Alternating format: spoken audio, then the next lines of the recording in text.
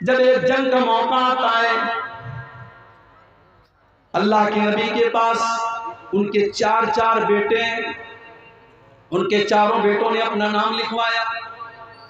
हजरत अम्र बिन जुमू ने कहा कि अल्लाह के नबी मेरा भी नाम लिख लीजिए। बेटों ने कहा बाजान, आपने सारी जिंदगी इस्लाम की खिदमत की है, आपकी दोनों टांगे इसी में खराब हो चुकी हैं। अब्बा जान, हम आपकी तरफ से जा ही रहे हैं, आपके चार बेटे अल्लाह की राह में जा रहे हैं। अब्बा जान, आप घर में आराम कीजिए, आपकी जरूरत नहीं है।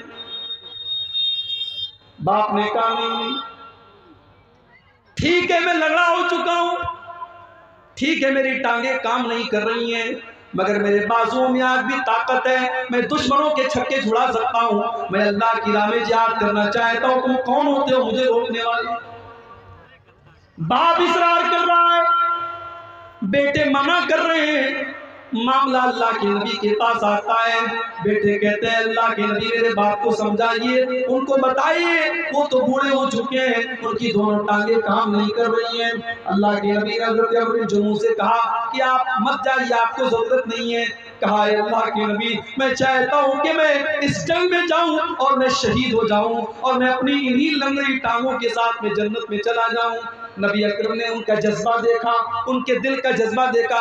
आपने बेटों से कहा जाने दो, इनको अल्लाह की राह में जाने का शौक है, इनके अंदर जज्बे जिहाद है, इनको रोको मत, इनको जाने दो। चुनांचे जंग होती है और हज़रत अम्र बिन जुमू अल्लाह की राह में जिहाद करते हुए उसी हालत में शहीद हो जाते हैं। ये थे नबी के साथ नेकी के मामले में आगे आगे रहने वाले। हम और आप नेकी के मामले में पीछे रहते हैं, इंतजार में रहते हैं कि हमें कोई जब मोटिवेट करेगा, जब कोई कहेगा तब हम ये काम करेंगे। मेरे प्यारे साथियों, नेकी के मामले में आप आगे। नबी अकरम के सहाबा को आप देखिए, अब्दुल्लाह बिन मसूद रज़ी अल्लाह ताला अन्हु बहुत बेहतरीन कुरान पढ़ा करते थे। इतना अच्छा कुरान पढ़ते थे कि एक मरतबा अल्लाह के नबी रास्ते से जा रहे थे, अब्दुल्लाह बिन मसूद के कुरान की तिलावत की आवाज आपके कानों में पड़ी। आपने फरमाया जिसको कुरान बिल्कुल ताजा ताजा सुनना हो, अब्दुल्लाह बिन मसूद के मुंह से कुरान सुन ले। आज है आपके दरमियान ऐसे कुरान पढ़ने वाले हैं?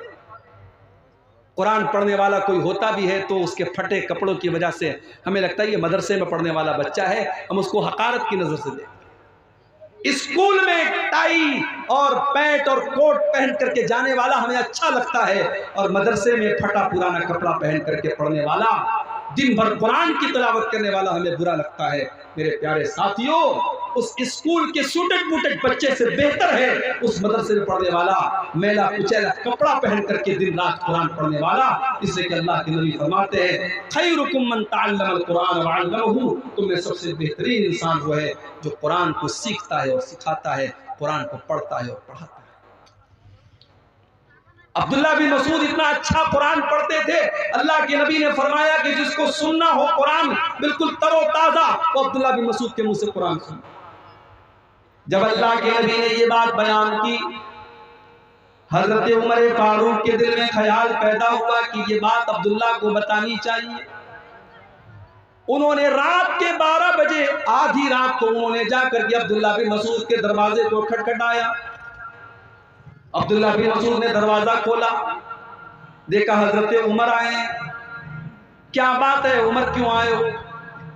आए अब्दुल्लाह, मुझे मालूम है कि ये वक्त मुनासिब नहीं था, रात के 12 बज रहे हैं, आधी रात हो चुकी है, लेकिन मैं तुम्हें एक बात बताना चाहता हूं। अल्लाह के नबी ने तुम्हें एक खुशखबरी दी है। क्या खुशखबरी दी?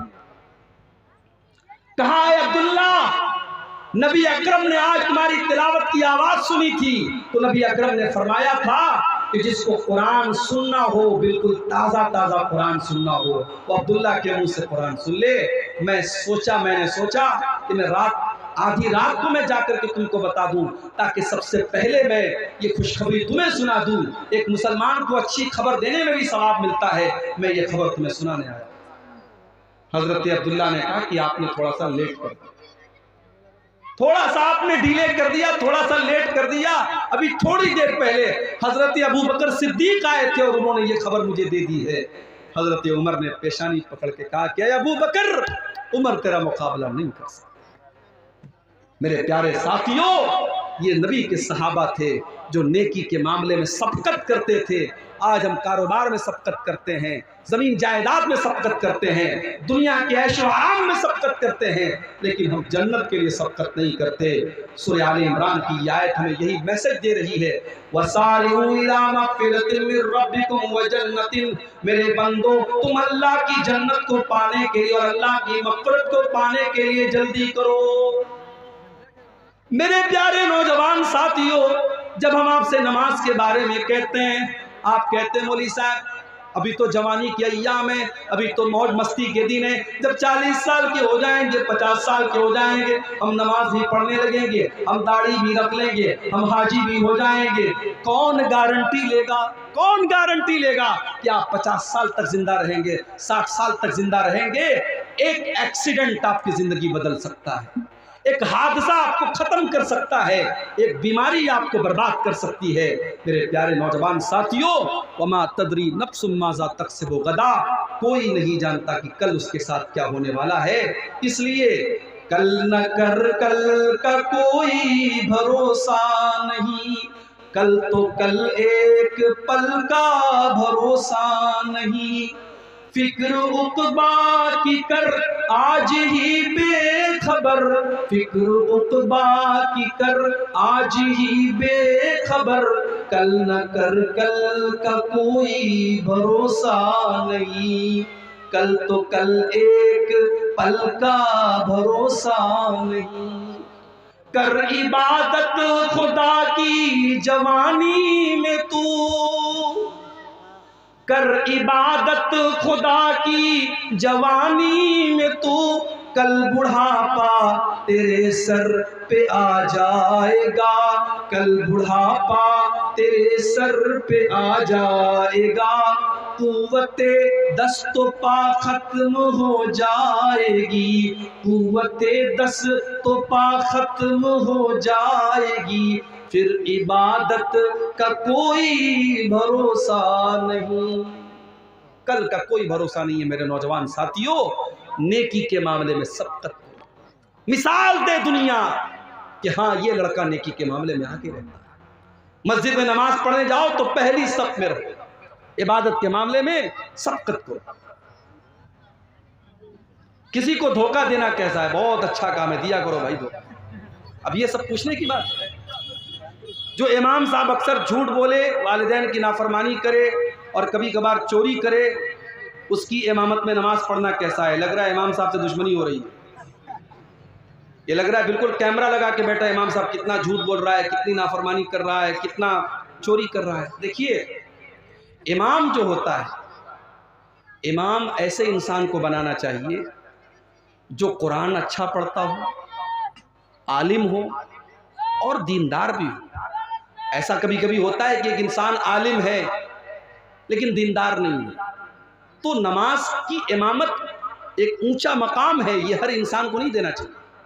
तो ऐसे इंसान को इमाम नहीं बनाना चाहिए। अगर ऐसा इंसान इमाम है, नमाज हो जाएगी आपकी नमाज पर कोई फ़र्क नहीं पड़ेगा, मगर ऐसे इंसान को इमाम नहीं बनाना चाहिए जो खुल्लम खुल्ला ये सब काम अगर कर रहा है, झूठ बोल रहा है, वालिदैन की नाफरमानी कर रहा है, चोरी कर रहा है, ऐसे इंसान को इमामत नहीं देना चाहिए। उम्र दराज आदमी का अगर बार बार पेशाब आ जाए और कपड़ा नापाक हो जाए, इलाज मुआलजा से भी मायूस हो चुका हो, तो ऐसे इंसान को नमाज पूरा करने के लिए क्या तरीका अपनाना चाहिए? बस सीधी सी बात है, फत्तकुल्लाह मस्तताअतुम, अल्लाह से जितना डर सकते हो डरो। जिस इंसान को ये प्रॉब्लम है कि उसका पेशाब रुकता ही नहीं है, कतरा कतरा बहता रहता है, तो अब जाहिर है वो मजबूर है। अगर वो इलाज करा चुका है और इलाज से भी कोई फ़ायदा नहीं हो रहा है, तो ऐसा इंसान नमाज उसी हालत में पढ़ेगा। लेकिन हाँ, हर नमाज के टाइम वो नया वज़ू करेगा। ज़ोहर में मान लो उसने वज़ू किया, बीच में उसको हवा खारिज नहीं हुई, पाखाना करने के लिए वो नहीं गया, लेकिन तब भी असर का टाइम आएगा तो फिर से वज़ू करेगा। इसलिए कि ये बीमारी जिसको है उसके लिए हुक्म है कि वो हर नमाज के टाइम अलग से वज़ू करे। इसी तरीके से बाज़ लोगों को हवा खारिज होने की बीमारी होती है, उनको हर मिनट पर हवा खारिज होती है, वो हर तरीके का इलाज करा चुके हैं, लेकिन उनका मसला हल नहीं होता है। तो उनके बारे में भी सही मसला यही है कि वो उसी हाल में नमाज पढ़ेंगे, वज़ू करेंगे और नमाज पढ़ेंगे। ठीक है। जामा मस्जिद में जगह की किल्लत है, मस्जिद के इर्द गिर्द भी जगह खाली नहीं है, इसलिए मस्जिद को दूसरी जगह मुंतकिल करना चाहते हैं। ऐसी सूरत में मस्जिद की पुरानी ज़मीन को फ़रोख्त कर सकते हैं या नहीं, जबकि मुंतकिल शुदा मस्जिद की ज़मीन सिर्फ 250 फीट की दूरी पर है।